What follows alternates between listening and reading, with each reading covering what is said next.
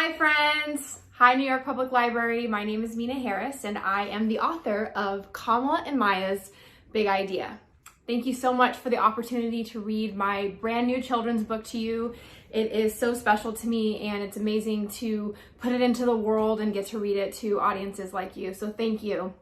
I'll tell you quickly why I wrote this book, and it really starts with my family. I grew up in a unique family with really strong women, my grandma, my mom, and my aunt. And they all taught me that I could do anything, I could be anything, but most importantly that I had a duty and a responsibility to do good in my community and to do good in the world. And what my grandmother especially told me all the time is that we all have a role to play. We all have to do our part, no matter how small.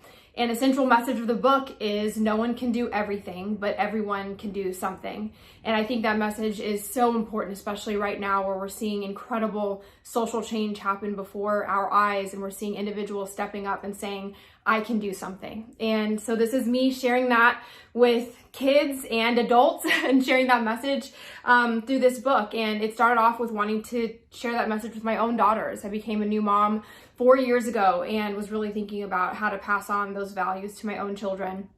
The second reason I wrote it was becoming a new mom and reading kids' books to my own children and not feeling like they were represented in kids' books. They, didn't have books that had characters with little black girls like them, that looked like them, that lived in families like them. And eventually I decided I was going to write the book myself because I wasn't seeing what I was looking for. And I'm so honored to have the opportunity to now share this with you. All right, should we get started? Kamala and Maya's Big Idea by Meena Harris, illustrated by Ana Ramirez Gonzalez.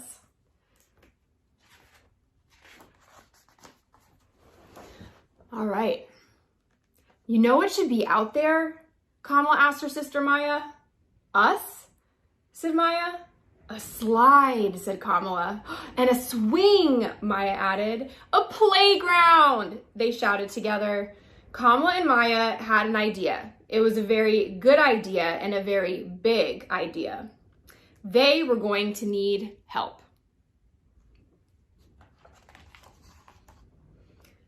Wouldn't it be great if there was a playground in the courtyard, Maya said. That does sound nice, Mommy agreed. How can we make that happen? Kamala asked. Well, I suppose the first step would be to ask the landlord, the person who owns the building. So Kamala and Maya wrote a letter, and Maya drew a picture, and they went out to see the landlord to discuss their idea. The landlord thought about it for less than a second. I don't think so, no. That was not the answer they wanted, but they weren't ready to give up. That night, the sisters tried to think of ways to turn a no into a yes.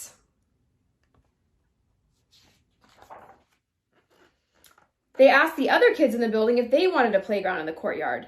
Did they? Of course they did. And they had ideas too. Let's have a teeter-totter and a basketball hoop and flowers. So Kamala wrote a longer letter and they went to see the landlord together. All right, let's read this letter, shall we? Dear landlord, right now the courtyard of our building is empty and no one uses it. If there were swings, kids could fly high. If there was a sandbox, kids could build. If there was a slide, kids could go so far, so fast. Can you build it, please? The landlord thought about it for less than 5 seconds. A project this big is expensive. We don't have money for that. Do your parents know you're here? This was not the answer they wanted, but Kamala was not ready to give up. If we ask our parents and do it all ourselves, can we fix up the courtyard? The landlord thought about that for a whole 10 seconds. Finally, he shrugged. If you can do it yourselves, sure. All right, we're getting somewhere. That wasn't exactly the answer they wanted, but it was a start. The kids all spoke to their parents about their ideas for the courtyard. They hung up posters and knocked on neighbors' doors. But they got the same answer from everyone. I'm sorry. Wow, that is a big job. Wish I could help. Which they knew meant no, no, no. But then Mr. Green stopped to talk. I work construction. I could maybe get some scrap lumber and some sand for a sandbox. Oh, really? Kamala said. Yes, exclaimed Maya. Okay, I'll try. It wasn't a yes, but right now, maybe was the sweetest word they had ever heard. Maybe gave them hope.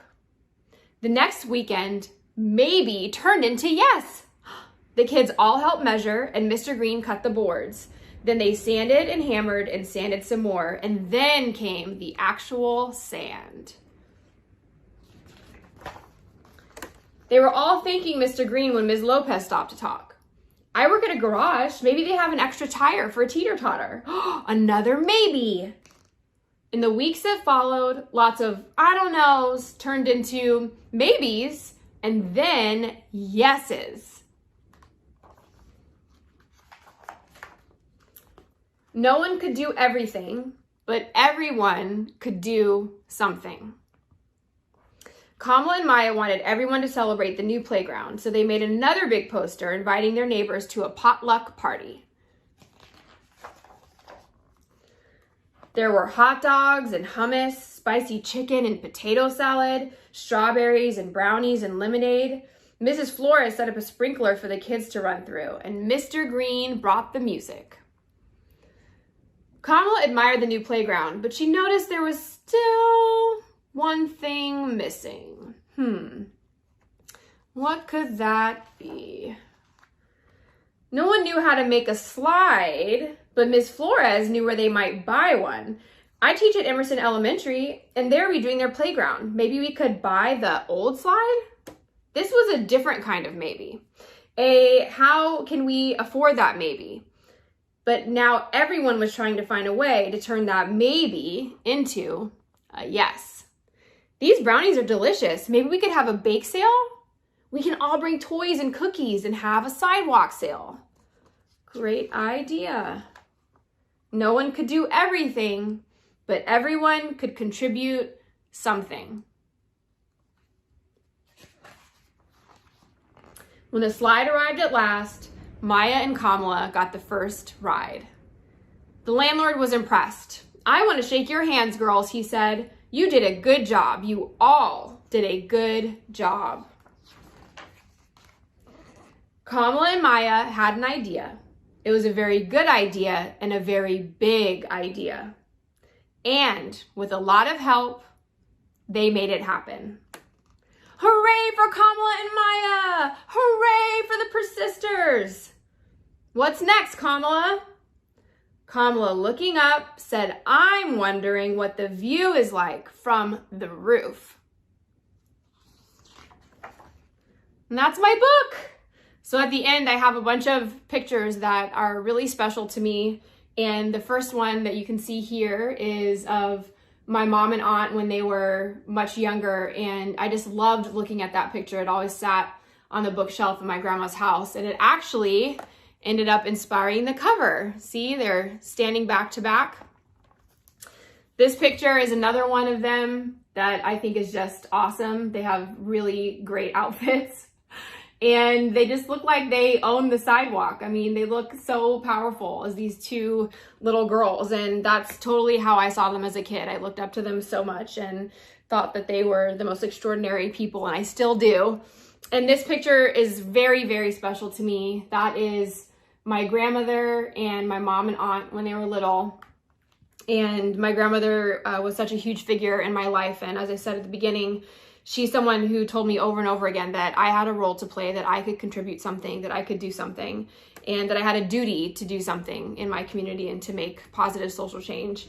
And right now, especially with all of the protests that are happening, it's pretty awesome to get to open this book and talk to my kids about what's going on in the world and point to that picture and say, that's my grandma, and she was a protester too. And she taught me about the importance of protest. And that's really what inspired the whole book, right? Is one person who speaks out leads to 10 more people, leads to 50 people. And now before you know it, we've had millions of people all over the world who are speaking out and speaking about issues that they care about. And it's really important to teach our kids that, I think, as early as possible. And then this last picture is of me, my mom, and my aunt. And that was from just a year ago when my aunt Kamala announced that she was going to run for president. So that's my book. Thank you so much for being with me and listening to my story. I hope you enjoyed it, and thanks so much again for your support.